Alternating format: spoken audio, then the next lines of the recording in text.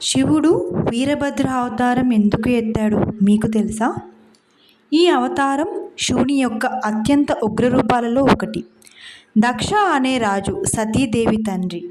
ఆయనకు శివుడిపై కోపం, ద్వేషం ఉండేది. ఒకసారి దక్షుడు పెద్ద యజ్ఞం ఏర్పాటు చేశాడు. అందరినీ పిలిచాడు. కానీ శివుడికి మాత్రం ఆహ్వానం ఇవ్వలేదు.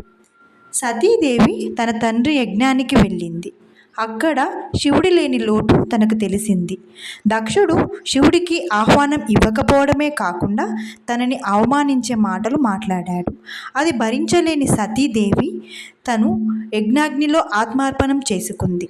ఈ విషయం తెలిసిన వెంటనే శివుడు తీవ్రమైన కోపంతో మహాతాండవం చేశాడు. తన జటలోని ఒక వెంట్రుకను నేలపై కొట్టగా అగ్నిలా ప్రకాశించే భయంకర రూపం జన్మించింది. అదే వీరభద్ర రూపం.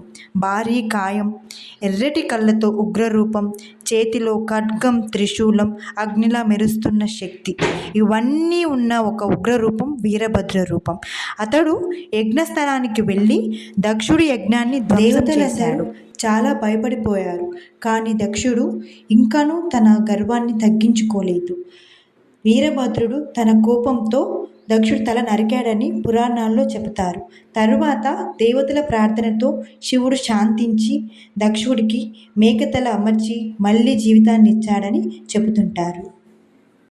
ఇలాంటి ఇంట్రెస్టింగ్ స్టోరీస్ కోసం మన ఛానల్ని సబ్స్క్రైబ్ చేసుకోండి.